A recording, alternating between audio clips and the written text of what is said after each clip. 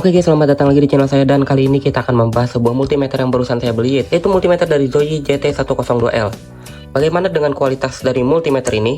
Oke, kita akan bahas di video kali ini. Oke, sebelum kita membahas fitur-fitur dan serta penampilannya, kita di sini akan membahas apa saja yang akan kalian dapatkan di paket pembeliannya.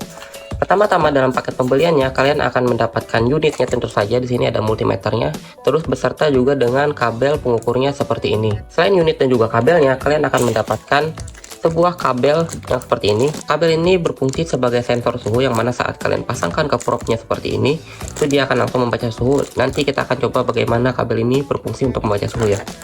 Terus selain itu, kalian juga akan mendapatkan pouchnya seperti ini. Tempat ini bisa kalian gunakan saat kalian tidak menggunakan multimeternya lagi, kalian bisa masukkan ke tempat ini. Dan setelah itu kalian juga akan mendapatkan buku user manual seperti ini. Sayangnya untuk buku user manualnya ini dia ada berbahasa Inggris ya. Jadi tidak ada buku user manual ini yang berbahasa Indonesia. Dan juga di paket pembeliannya kalian akan mendapatkan baterai yang tidak terpasang pada multimeter ini. Jadi untuk memasangnya, kalian cukup mengendorkan baut yang di multimeter di bawah ini, terus tinggal pasangkan saja baterainya ke dalam multimeter ini. Oke, mungkin itu saja yang didapatkan saat kalian membeli multimeter ini. Oke, setelah kita membahas apa saja yang didapatkan, di sini saya akan membahas desain dari multimeter Zoyee ZT02L ini. Untuk desainnya sendiri ini sebenarnya cukup compact ya, kalau dipegang ya kurang lebih ukurannya hanya seperti ini.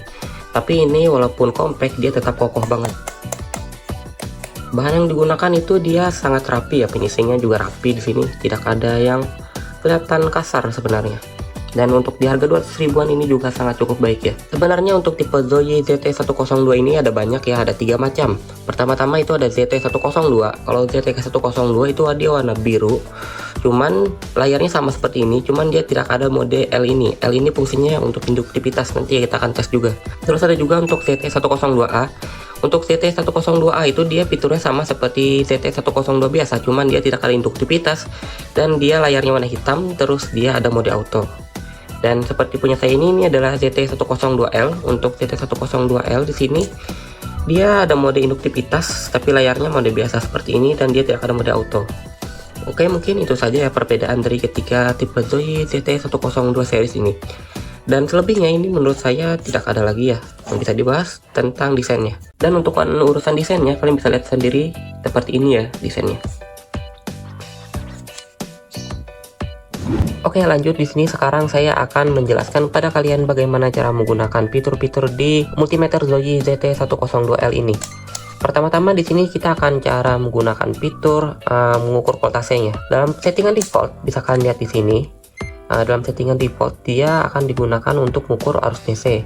Arus DC-nya ini tidak perlu kalian atur lagi. Kalau dia udah di DC, itu tinggal kalian colokkan saja ke sumbernya.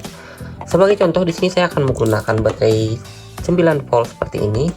Terus di sini saya juga akan menggunakan baterai 3,7 volt.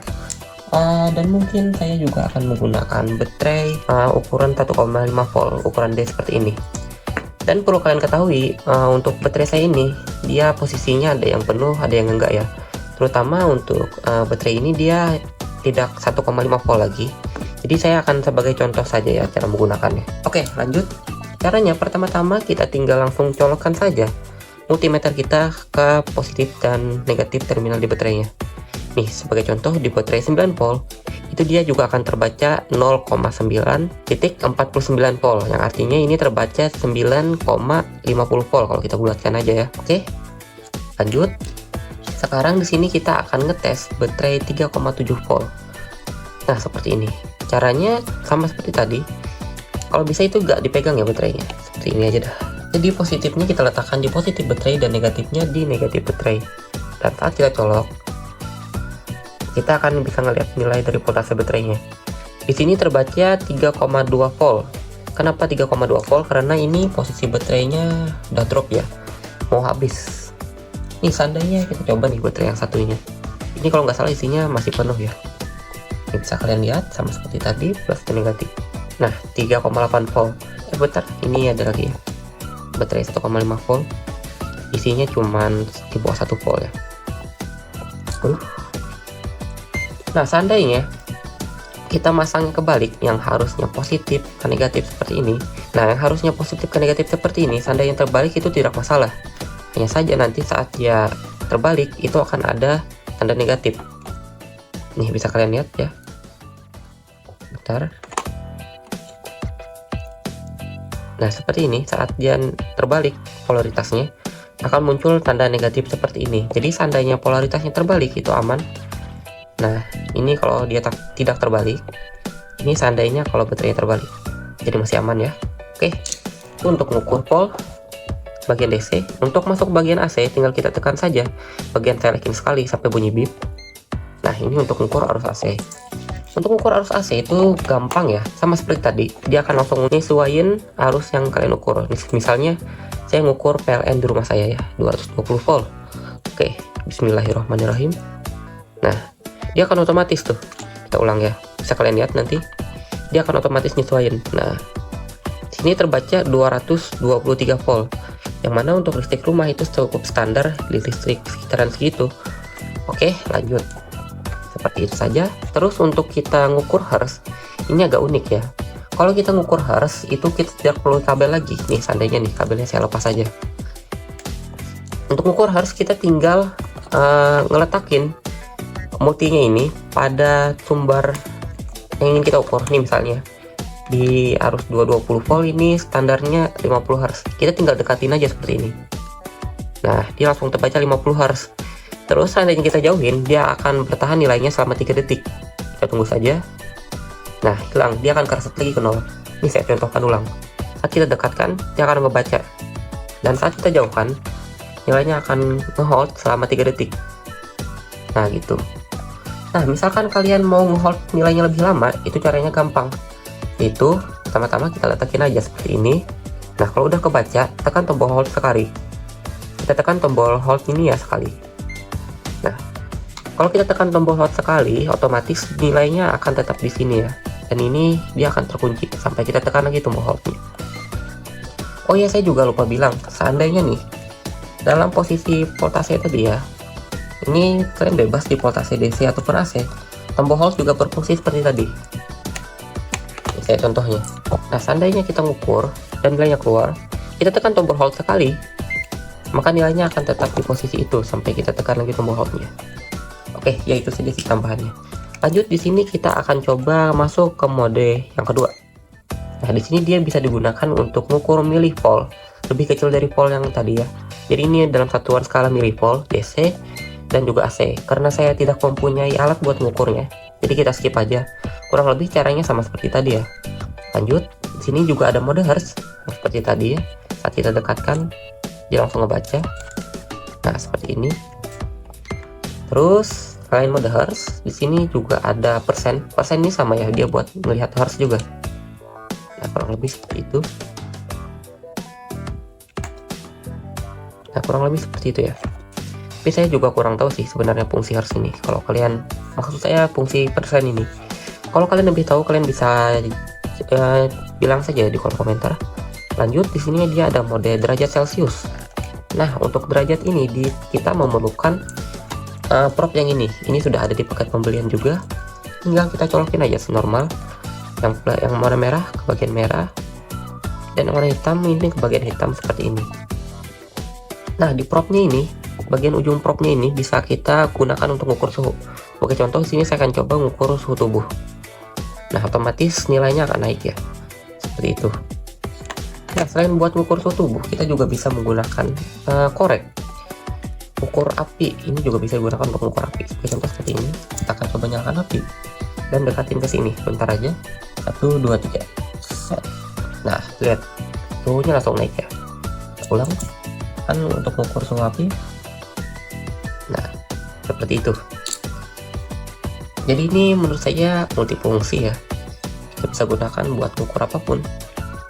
Bukan hanya mengukur suhu tubuh atau suhu ruangan saja, tapi juga bisa mengukur yang nilainya jauh lebih tinggi. Nah, seperti itu. Terus kalau kita tekan lagi, ini masuk ke Fahrenheit. Kalau tadi dalam satuan derajat Celcius, kalau ini dalam satuan Fahrenheit. Yang lanjut, udah kembali lagi ke mode awal di milivolt. Lanjut, di bagian kedua, di sini kita akan mendapatkan mode untuk mengukur resistensi. Nah, di mode resistensi ini kita bisa gunakan untuk mengukur resistor. Nah, sebagai contoh di sini saya ada resistor ukuran 1 kilo ohm dan juga 470 ohm. Cara mengukurnya sangat gampang. karena ini dia karena dia otomatis ya, semi otomatis, jadi kita tinggal tempelkan aja. Saya akan coba ukur dengan ukuran 1 kilo ohm terlebih dulu ya. Nah, dia akan otomatis terbaca. Di sini terbaca 0,97 kilo ohm. Kalau kita bulatkan ini ya pas ya, ukurannya sekitar 1 ohm. Oke, lanjut. Sini yang 470 ohm. Yuk kita akan coba ukur juga. Nah, dia akan terbaca 471,7 ohm. Dengan toleransi ya, biasanya kan kalau di resistor itu ada toleransinya. Nah, seperti itu ukur resistornya. Jadi ini sudah full otomatis, tinggal kalian colok aja ke resistornya langsung kebaca nilainya. Lanjut, di sini kita ada mode buzzer. Nah, mode buzzer ini ya normal ya. Kalau kita hubungkan kedua port seperti ini, dia otomatis akan berbunyi. Nah, kayak gitu. Selain mode buzzer, di sini juga ada mode buat dioda. Ini kalau nggak salah kita bisa gunakan buat melihat LED ya. LED-nya hidup otomatis menggunakan ini. Bentar, saya akan coba contohin. Nah, di sini saya akan ada sebuah LED. Kita langsung tes aja ya, apakah bisa atau enggak. Kayaknya kayak gini, dan nah, lampu LED-nya langsung nyala.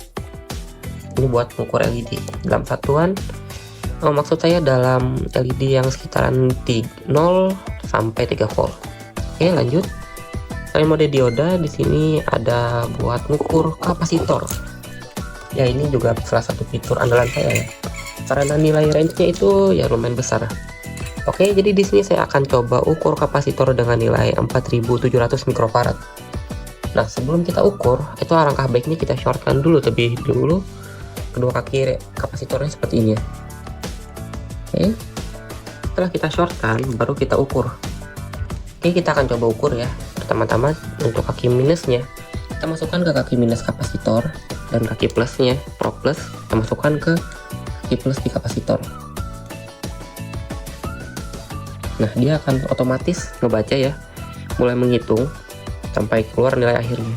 Karena di sini 4700 mikrofarad, di sini muncul nilainya sekitar 4300 mikrofarad. Nah, artinya kapasitas di kapasitor ini tidak real ya. Kita akan coba ukur untuk kapasitor di sebelahnya. Caranya sama, kaki prop negatif kita masukkan ke negatif kapasitor, dan prop positif kita masukkan ke positif kapasitor. Kita coba ukur lagi. Ini dia akan menghitung terlebih dulu ya untuk nilainya. Nah, di sini sama ya nilainya 4300 mikrofarad. MF itu artinya mikrofarad. Ya, seperti itu ya caranya untuk mengukur kapasitor. Oke, setelah kita bisa mengukur kapasitor, itu dia kembali lagi ke mode ohm. Lanjut, di sini kita akan gunakan NCP atau non contact voltage. Fungsinya ini kurang lebih sama seperti test pen. Kalau di test pen kita bisa ngetes arus pasar dari PLN ya, dari listrik 220 volt. Kalau di sini kita juga bisa mendeteksi arus pasar dari listrik PLN atau 220 volt ini. Akan tetapi kita tidak memerlukan kontak, hanya perlu mendekatkan multi ini ke kabel yang ada. Ini sebagai contoh di sini ya. Nah, ini artinya ada arus. Maksud saya sini artinya ada kabel pasa ya. Kalau kita dekatkan lagi. Nah, ini artinya bagian sini kabel pasa. Sedangkan kalau di bagian sebelahnya, yang bagian atas, itu dia adalah kabel netral. Nah, bisa kalian lihat untuk kabel netral. Ini bagian kabel netralnya, dan ini bagian kabel pasanya. Ya, kurang lebih seperti itu ya. Tapi ini simpelnya bisa digunakan buat ngedeteksi kabel putus. Jadi kita tinggal dekatin aja ke kabelnya. Seandainya ada arus listriknya, dia tentu saja akan berbunyi seperti ini. Seandainya kita matikan nih, nah, dia gak akan bunyi. Bisa dilihat. Coba kita pasang lagi. Nah, seperti itu. Jadi NCP ini artinya non contact voltage, untuk mendeteksi arus pasar pada listrik. Lanjut, karena ini cuma NCP aja, jadi gak ada mode lain. Ini ada mode induktor. Ini buat mengukur induktivitas dari suatu coil atau lilitan. Satuannya dari milihenry sampai henry. Ini saya kurang terlalu pakai ya, tapi kalau kalian main pakai, ini cukup berguna. Di sini saya akan contohkan menggunakannya pada sebuah trafo mengukur induktivitas dari trafo ya. Oke, di sini kita akan coba dari tes kaki CT ke kaki 12 ya. 12 volt. Nah, bisa kalian lihat dia otomatis ngitung berapa milihenry nantinya. Nah, kita dapat di sekitaran 4 milihenry. Oke, lanjut dari kaki CT ke 18 volt, itu kita dapat di 12 milihenry. Terus kita lanjut dari kaki 18 ke kaki 18 volt, itu kita dapat sekitar 51 Henry. Ya, kurang lebih seperti itu ya buat mengukur induktivitas. Mungkin bagi teman-teman yang memerlukan multimeter dengan fitur mengukur induktivitas, kalian bisa gunakan multimeter ini ya. Lanjut, di sini kita dapat juga untuk mengukur arus dalam satuan miliampere. Untuk miliampere kita tetap menggunakan di prop sini ya. Ini sama, dapat DC dan juga AC untuk miliampernya. Terus untuk kita menggunakan versi ampere atau yang harus lebih gede, kita harus memindahkan prop merah ke bagian kiri seperti ini, yang bagian 10 ampere. Nah, baru kita dapat gunakan. Ini maksimalnya itu udah di 10 ampere ya. Kalau lebih dari itu fuse atau sikringnya otomatis putus. Nah, seperti itu saja. Nah, kurang lebih seperti itu ya untuk menggunakan fiturnya. Oke, mungkin segitu saja ya tentang fitur dari multimeter Zoyi ZT102L ini. Ya oke, mungkin itu saja yang dapat saya bagikan mengenai multimeter Zoyi ZT102L ini. Jika kalian ada pertanyaan mengenai multimeter ini, kalian bisa tanyakan saja di kolom komentar. Sekian video untuk hari ini, semoga kalian suka dengan video saya dan kita akan bertemu lagi di video selanjutnya.